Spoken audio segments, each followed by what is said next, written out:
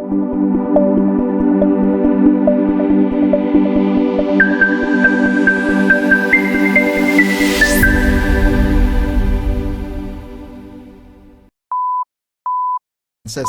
janji saya tadi, bahwasanya untuk 1 jam pertama program inspirasi kita, saya tidak sendiri.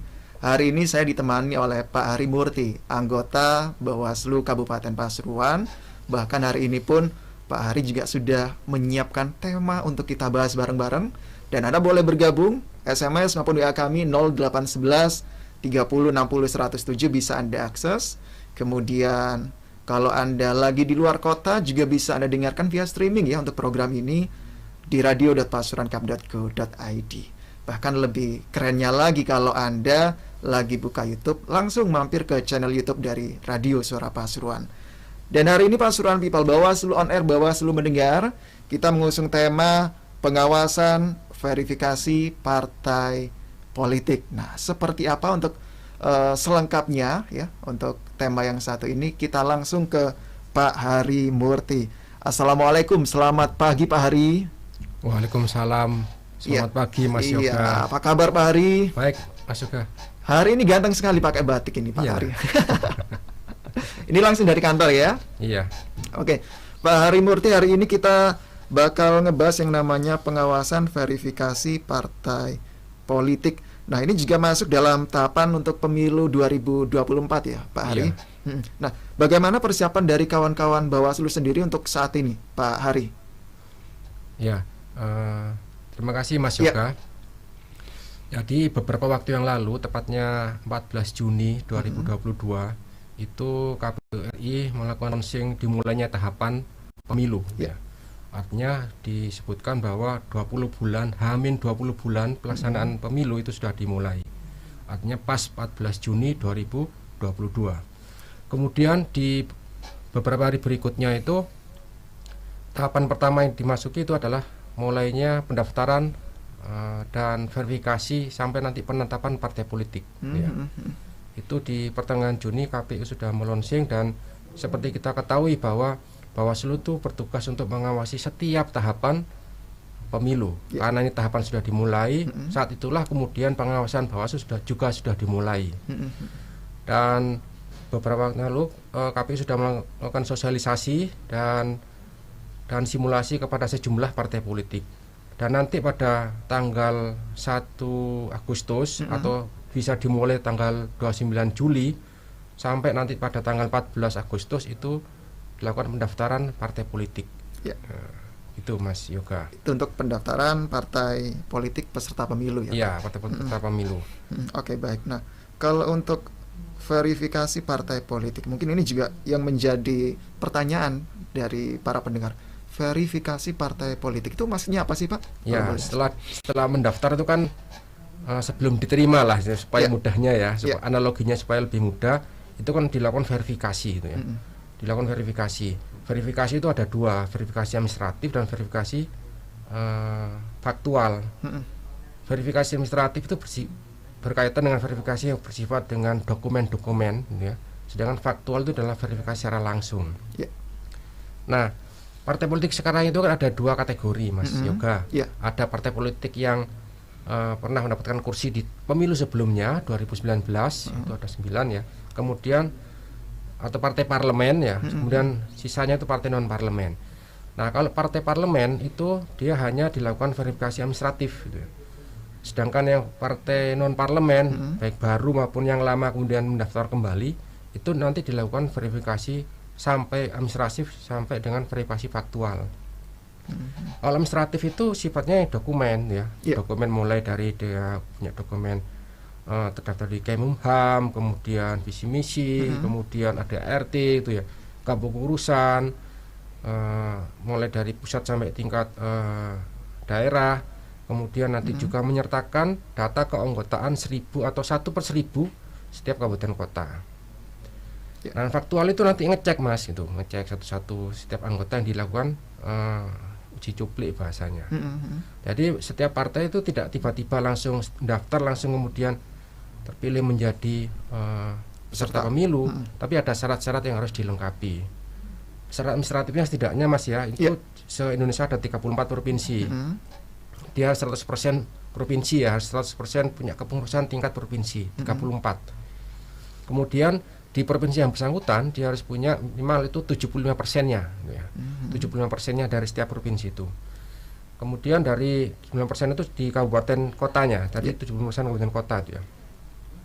Kemudian dari kabupaten kota itu nanti dia harus punya 50% kecamatan. Jadi kalau di Pasuruan itu ada 24, dia harus punya minimal 13 kecamatan yang ada pengurusnya, PAC atau tingkat sebutan lainnya yang tingkatan kecamatan. Itu yang verifikasi administratif, Mas. Jadi begitu banyak dokumen yang disiapkan bagi partai politik untuk menjadi peserta pemilu. Langkah dan jenjangnya tidak mudah. Jadi banyak tahapannya gitu. Oke, banyak persyaratan yang harus dilengkapi. Banyak persyaratan harus dipenuhi oleh si partai politik. Oke, misalnya belum lengkap untuk persyaratannya, terus bagaimana itu, Pak? Jadi sebenarnya ada masa perbaikan ya. Ada perbaikan. Jadi nanti mulai tanggal 1 insya Allah yang di tingkat kabupaten kota itu kan sudah juga melakukan pendaftaran ya. Jadi nanti di saat itu juga nanti dari pihak kami tentu akan melakukan mulai pengawasan itu ya. Dan pendaftaran itu kalau di tingkat kabupaten kota dia menyertakan data keanggotaan 1000 atau 1/1000 anggota dari partai politik. Nah, kemudian itu nanti kita cek. Dan ketika pendaftaran itu ada 2 bentuk, Mas. Jadi bentuk yang hard copy sama yang soft copy itu ya. Hard copy itu fisik gitu ya, fisik, kertas ya, cetak. Kemudian yang satunya soft copy. Soft copy ini adalah dia harus punya di Sipol bahasanya. Ini aplikasinya milik KPU ya. KPU itu Sipol itu sistem informasi partai politik. Soft copy-nya tadi download dari sini. Ya. Ini sebagai alat bantu, tapi download formnya itu melalui Sipol ini. Dan yang kita dengar jumlah partai politik itu kan yang terdaftar di Kemenkumham itu sekitar 70-an ya, 75 atau 78 gitu ya. Saya lupa angka persisnya. Tetapi kemudian yang sudah punya akun, sudah siap mendaftar nih artinya. Kalau dia sudah punya akun itu berarti siap mendaftar sebagai peserta pemilu. Itu sampai kemarin tuh sekitar 36 partai politik. Nah, itu mendaftar aja loh, Mas ya. Tingkat hari. Nanti kan ada tahapan-tahapan berikutnya, ada saringan-saringan berikutnya, termasuk verifikasi itu. Gitu. Oke. Nah, dalam sesi pendaftaran partai politik ini apa yang dilakukan oleh kawan-kawan Bawaslu, Pak Hari? Ya, kita memastikan bahwa setiap tahapan itu kan kita memandang selalu punya potensi kerawanan, Mas. Nah, di pendaftaran partai politik ini tentu kami memandang ada potensi kerawanan juga, gitu ya. Di antaranya adalah misalnya soal jam, soal waktu. Soal waktu itu kan kita daftar mulai tanggal 1 sampai tanggal 14 ya. 14 Agustus ya. Kalau hari pertama sampai hari ke-13 itu jam hari kerja ya, jam 8 sampai jam 16. Kemudian di hari terakhir itu biasanya dibuka sampai jam 24. Nah, soal jam ini biasanya juga menjadi berbeda. Bisa jadi mereka sebenarnya terlambat gitu ya. Terlambat, tapi kemudian karena mungkin mengklaim jam saya masih belum deadline gitu ya. Sedangkan di jam KPU sudah lewat dan sebagainya, terjadi perdebatan soal waktu. Makanya disepakati mungkin di tempat pendaftaran itu harus disiapkan jam jam yang pasti ya, Pak. Jam yang pasti. Jam yang standar juga ya, bukan jam versi-versi ini gitu kan. Bisa beda-beda versinya. Kemudian yang berikutnya itu adalah potensinya berikutnya adalah data ganda ya. Data ganda itu seperti apa, Pak? Jadi misalnya nih ya, misalnya Mas Yoga terdaftar di partai A gitu ya. Ganda itu ada dua makna, Mas. Ganda secara internal maupun ganda secara eksternal. Ganda internal itu misalnya Mas Yoga sudah masuk di situ, nanti muncul lagi namanya gitu ya. Diulang lagi namanya di berikutnya. Itu ganda internal tadi diulang lagi supaya mencapai angka 1000. Mencari anggota 1000 itu nggak mudah, Mas. Di kabupaten kota. Kita tidak tahu kan caranya partai politik itu mendapatkan keanggotaannya, kita tidak tahu ya. Kemudian juga ganda di eksternal. Dan eksternal mungkin ganda dengan partai politik lain. Termasuk misalnya ada ASN yang menjadi anggota partai politik. Tentu ASN kan tidak boleh kan, ASN TNI Polri kan tidak boleh menjadi anggota partai politik. Nah, itu juga termasuk titik kerawanan kita. nanti misalnya ada SN-nya kemudian diverifikasi dan ternyata benar-benar anggota politik, itu nanti tentu akan menjadi pelanggaran kan gitu.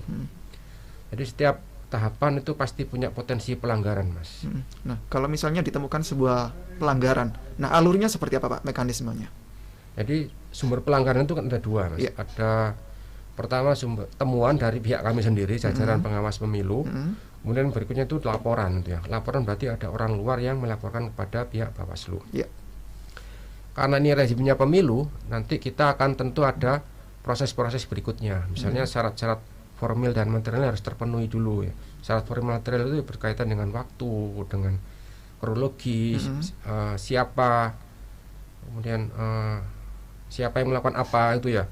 Kemudian saksi, siapa saksinya, dan dugaan pelanggarannya itu apa gitu.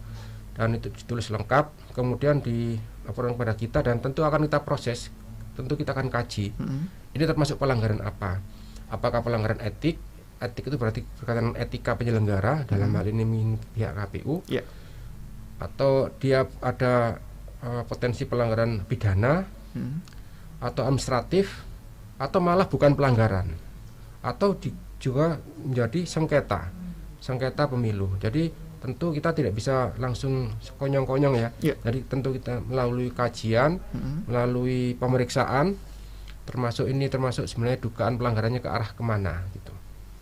Itu Mas Yoga. Ya, seperti itu ya. Jadi perlu diproses dulu ya, Pak, kalau misalnya ditemukan pelanggaran pada tahapan pemilu ini. Dan Pak Suryanpal, boleh Anda cantumkan juga kalau Anda ingin menanyakan sesuatu kepada Pak Harimurti untuk hari ini di program Bawaslu On Air, Bawaslu Mendengar. Bahwasanya untuk hari ini kita mengusung tema pengawasan verifikasi partai politik. Setengah jam pertama sudah terlewatkan, kita lanjut di setengah jam berikutnya untuk program Bawaslu On Air, Bawaslu Mendengar bersama saya, Yoga Pratama. Radio Action, Radio Action.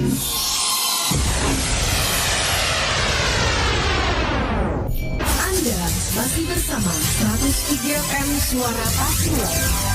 We don't stop the music. Suara Pasuruan FM 107, tiada henti menginspirasi. Kita masih di program Bawaslu On Air, Bawaslu Mendengar untuk edisi hari ini 20 Juli 2022. Saya Yoga Pratama yang masih bersama dengan Anda.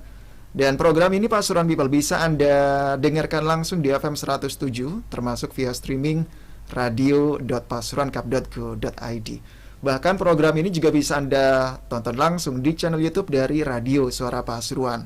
Bawaslu On Air, Bawaslu Mendengar untuk edisi hari ini, kita lagi ngebahas tentang pengawasan verifikasi partai politik ya, bersama Pak Harimurti, anggota Bawaslu Kabupaten Pasuruan. Pak Harimurti, kita lanjut lagi ngobrolnya ya untuk sesi kali ini. Ini merupakan sesi terakhir saya dengan Pak Hari, dan Pak Suran People juga masih bisa untuk terus bergabung ya. Kalau Anda ingin menyampaikan pertanyaan, boleh Anda bisa langsung menyantumkan pertanyaan Anda di SMS atau WA kami 0811 30 60 107. Nah, kita sudah masuk di tahapan pemilu ya Pak, pemilu 2024 ya. Ya, nah, kira-kira apa nih Pak yang harus diketahui oleh masyarakat Kabupaten Pasuruan, terutama ketika sudah masuk di tahapan pemilu seperti ini? Ya, secara umum kita memang tahapan pemilu mungkin lebih panjang persiapannya dibandingkan dengan pemilu sebelumnya. Ini kan startnya itu 20 bulan ya. 20 bulan sebelum H-20 bulan berarti. Makanya mulai pemilu kita kan akan dilaksanakan pada 14 Februari 2024 ya. Kalau pemilu sebelumnya yang 2019 itu kayaknya nggak sampai 20 bulan. Lebih pendek Pak ya. Lebih pendek. Nah, sekarang kita tentu lebih panjang, dan kita berharap dengan persiapan pemilu, tahapan pemilu lebih panjang ini nantinya menghasilkan pemilu yang lebih berkualitas itu ya. Pemilu yang berkualitas, dan hal-hal kekurangan-kekurangan di pemilu sebelumnya dapat kita lebih perbaiki. Nah, bagi masyarakat kita nih, kalau kita lihat memang masih belum tahu kentara ya, masih ya, karena ini belum tahapan yang melibatkan secara langsung pada pihak publik. Kalau masuk kampanye itu sudah ketahuan, ini sudah mau pemilu kalau kampanye. Tapi yang kalau tahapan yang sekarang ini memang itu melibatkan yang stakeholder terkait saja. Jadi penyelenggara, kemudian peserta pemilu, yaitu partai politik, kemudian juga pihak pemerintah ya, baik pemerintah daerah maupun di tingkat DPRD dan pihak-pihak tertentu, dan termasuk pihak pengamanan. Dan kami di minggu kemarin itu sudah roadshow ke pihak-pihak stakeholder terkait gitu ya, ke kejaksaan, kemudian pengadilan, kemudian juga kemarin ke Polres ya, Polresta ya, kemudian juga di dinas dan sebagainya, itu untuk upaya silaturahmi dan komunikasi kami dengan pihak stakeholder terkait berkaitan dengan persiapan pemilu. Gitu Mas. Ya, hasilnya seperti apa dari roadshow itu? Kalau Ya, dari pandangan Pak Hari? Secara umum para pihak itu tentu mendukung ya, mendukung persiapan pemilu baik yang dilakukan oleh pihak Bawaslu maupun pihak KPU. Dan kita waktu itu juga meminta dukungan ya. Dan yang kita datangi adalah pihak-pihak nanti yang terlibat secara langsung atau tidak langsung dengan pemilu. Misalnya soal kejaksaan, kejaksaan dan Polres itu nanti kan kita ada namanya Gakumdu Mas. Gakumdu itu adalah penegakan hukum terpadu. Jadi Gakumdu itu adalah kita sebut anggap saja wadah gitu ya, wadah yang berisikan 3 lembaga, pihak Bawaslu, pihak kejaksaan dan pihak polisian. Ini nanti Gakumdu inilah yang nanti misalnya ada hal-hal yang berkaitan dengan pelanggaran itu nanti digodok di wadah ini Mas, wadah ini, dan itu nanti kita bersama 2 pihak Bawaslu, kejaksaan dan Polres ini akan melakukan kalau misalnya itu dugaan pidana itu ya, pemeriksaan dan sebagainya di wadah tersebut. Makanya hari ini di salah satu komisioner itu datang di acara di Bawaslu tingkat RI ya, persiapan pembentukan Gakumdu di Bandung acaranya, karena memang setiap tahapan itu kan punya potensi pelanggaran. Nah, kalau misalnya ada potensi pelanggaran kemudian wadahnya ini belum terbentuk, makanya ini sekarang dilakukan pembentukan dan persiapan pembentukan Gakumdu itu untuk suki tahapan pertama kita, yaitu verifikasi partai politik, pendaftaran dan verifikasi partai politik. Gitu Mas. Dan kalau kita bicara kesiapan Bawaslu untuk menghadapi pemilu tahun 2024 itu. Iya. Yang pastinya jauh-jauh hari sudah mulai bersiap-siap Bawaslu ya, Pak. Siap-siap. Harapannya biar ketika harian nanti bisa lancar semuanya Pak ya. Ya, lancar. Oke. Nah, kita ke tema juga Pak, pengawasan verifikasi partai politik. Nah, mungkin yang di rumah juga masih penasaran, cara verifikasi partai politik dari Bawaslu sendiri itu bagaimana? Ya, yang melakukan verifikasi adalah pihak KPU ya, dan kami itu yang mengawasi. Jadi verifikasi itu kan ada 2 tadi saya bilang, verifikasi administratif dan verifikasi faktual. Administratif itu yang bersifat dokumen Mas. Jadi misalnya kalau di tingkat kabupaten kota itu nanti nggak tahu nanti kita datang sendiri-sendiri atau nanti datang bersama. Partai politik ketika mendaftar itu kan ada dokumen ya, ada dokumen misalnya kalau dilihat dokumennya itu adalah dokumen kepengurusan Mas, ya, dokumen kepengurusan, kemudian juga keterwakilan perempuan ya. Kalau di tingkat nasional memang memperhatikan 30%, tapi yang di sini itu lebih longgar ya, tingkat daerah. Kemudian berikutnya itu adalah data keanggotaan ya, keanggotaan jumlahnya benar 1000, 1200 atau berapa. Nah, kemudian ketika verifikasi administratif itu cocokkan misalnya pengurusnya namanya Yoga Pratama gitu ya. Di sini siapa namanya Yoga Pratama ini, dilihat identitasnya. Sudah benar enggak ini orangnya, sama enggak orangnya. Nah, itu bagian dari verifikasi administratif itu ya. Termasuk juga misalnya jumlahnya ya. Kemudian juga termasuk keberadaan kantornya Mas. Keberadaan kantornya itu kita tidak bicara itu harus milik sendiri enggak ya, tapi yang penting kantor itu boleh sewa kan ya. Tingkat kabupaten kota juga biasanya ada yang sewa. Kita hanya kalau itu misalnya dokumen sewa ya, dokumen sewa, maka dipastikan dokumen sewa itu akan berakhir pada berakhirnya tahapan pemilu. Nah, jadi enggak hanya pada sebelum tahapan pemilu, tapi sampai pada akhir pemilu. Jadi untuk memastikan bahwa kantor ini atau kepengurusan ini benar-benar ada, benar-benar eksis sampai dengan tahapan akhir pemilu. Meskipun biasanya yang tidak lolos jadi peserta pemilu, itu biasanya kantornya itu sudah berubah bentuk dan berubah kepemilikan ya, dialih fungsikan ya. Tapi tapi tetap harus kita lakukan verifikasi tersebut. Meskipun kadang namanya kantor itu tentu tidak ada standarisasi, Mas ya. Tidak seperti kantornya Radio Suara Pasuruan atau kantornya Dinas Kominfo. Enggak. Bisa jadi mungkin kantornya itu sangat sederhana, mungkin ya ada meja, ada ya sederhana lah kantornya untuk tingkat partai politik. Tapi tetap kita tidak masuk ke situ. Yang penting hanya ada keberadaan kantor. Kemudian itu nanti kita pastikan memang ada gitu. Oke. Itu yang administratif, Mas. Kemudian yang berikutnya adalah verifikasi faktual. Verifikasi faktual ini nanti juga kita awasi ya. Misalnya nih, itu kan ada 2 metode ketika melakukan verifikasi faktual. Ada yang menggunakan metode sensus dan menggunakan metode sampling gitu ya. Kalau sensus itu keseluruhan ya. Biasanya kalau untuk yang kota ya, karena dia kan lebih mudah kan ya. Mudah. Misalnya 10%-nya dari 1000 yang diserahkan 10%-nya berarti 100 itu nanti akan di verifikasi faktual secara sensus keseluruhan. Sedangkan metode yang kedua itu adalah metode sampling. Metode sampling ini artinya dia menggunakan acak sederhana, acak dicuplik gitu, Mas ya. Dicuplik. Jadi misalnya keluarnya namanya yoga, alamannya misalnya di Undang Wetan misalnya, nanti didatangi nih, dikonfirmasi apakah benar Mas Yoga, ya dipinjam KTP-nya dicocokkan. Apakah benar mendukung partai ini? Ya.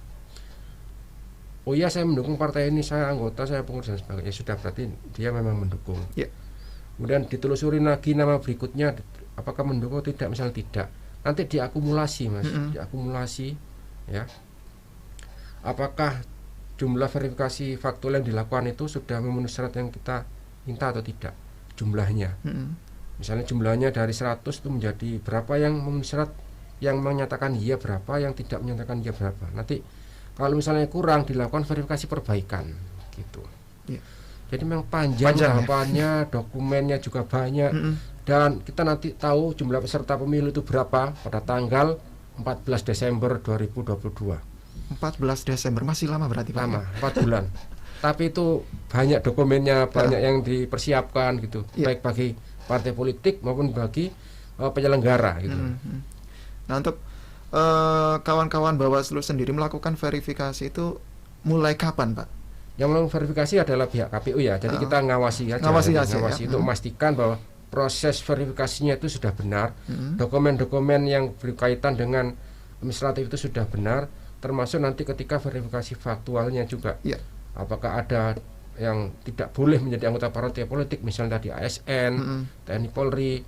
Kalau misalnya ada itu, nanti ada proses-proses dugaan pelanggaran pemilu berikutnya di situ, Mas. Oke.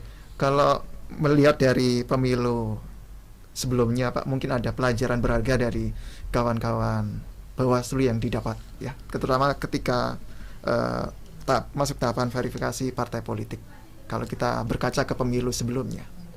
Ya, kalau tahapan verifikasi partai politik biasanya ini, biasanya potensi dugaan masalahnya itu adalah yang berkaitan dengan data keanggotaan.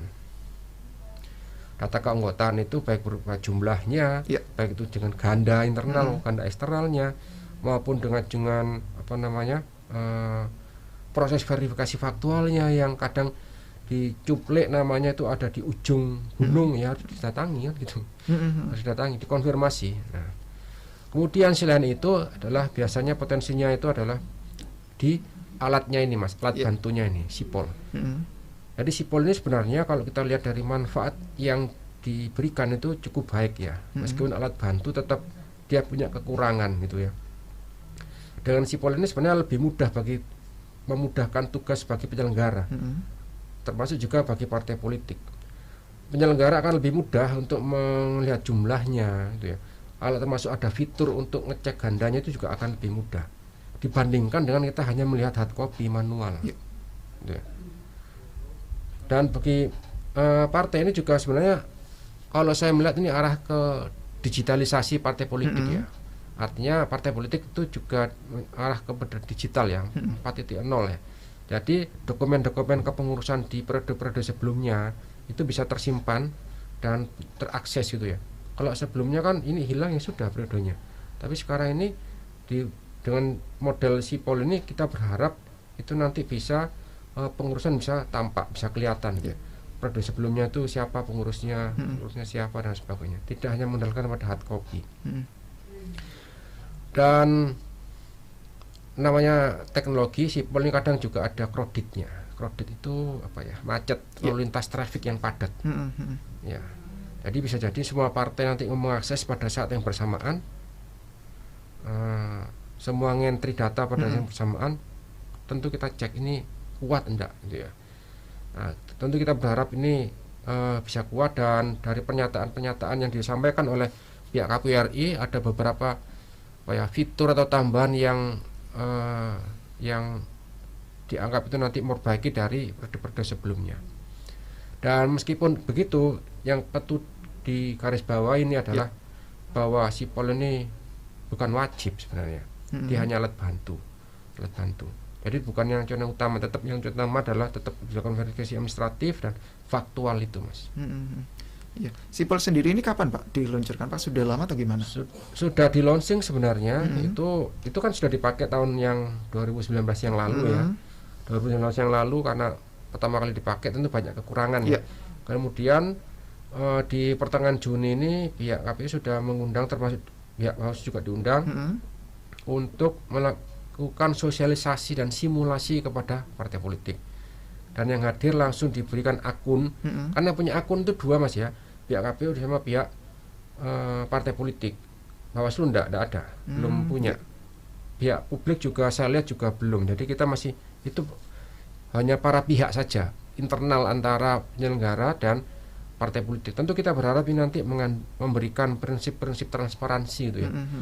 Agar kita bisa melihat, mengakses juga. Misalnya Mas Yoga, apakah namanya tuh masuk di situ apa enggak sih gitu ya. Ya kayak Peduli Lindungi lah. Peduli Lindungi kan bisa kita bisa ngecek ini ya.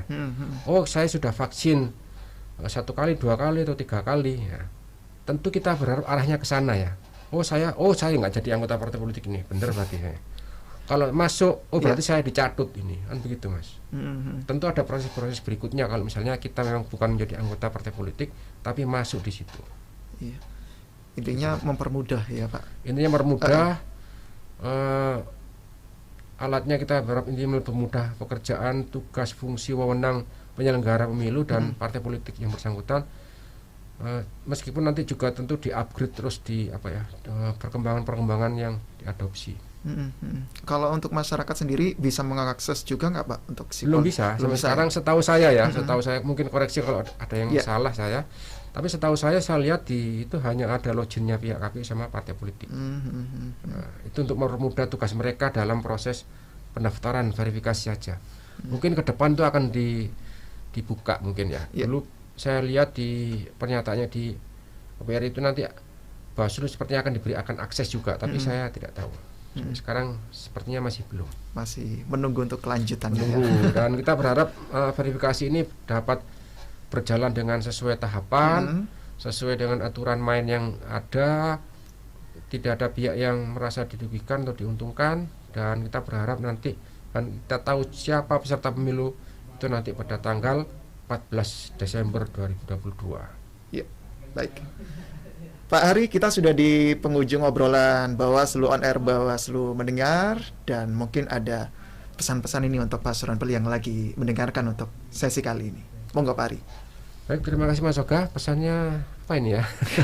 Intinya kita sudah mulai memasuki tahapan pemilu, jadi kita mulai bersiap diri, ya. Baik bagi penyelenggara, ya, baik bagi peserta, baik bagi pemerintah, baik bagi pemilih dan masyarakat secara umum. Dan kita berharap ajang pemilu 2024 ini adalah nanti dapat berlangsung dengan secara sejuk gitu ya, damai gitu ya, dan berkualitas. Itu saja Mas. Oke, baik. Pak Hari Murti, terima kasih untuk hari ini. Terima kasih Mas Yoga. Sukses untuk Pak Hari dan kawan-kawan dari Bawaslu Kabupaten Pasuruan. Itu dia Pasuruan People, obrolan 1 jam pertama saya dengan Pak Hari Murti, anggota Bawaslu Kabupaten Pasuruan, untuk tema pengawasan verifikasi partai politik untuk program Bawaslu on Air, Bawaslu mendengar.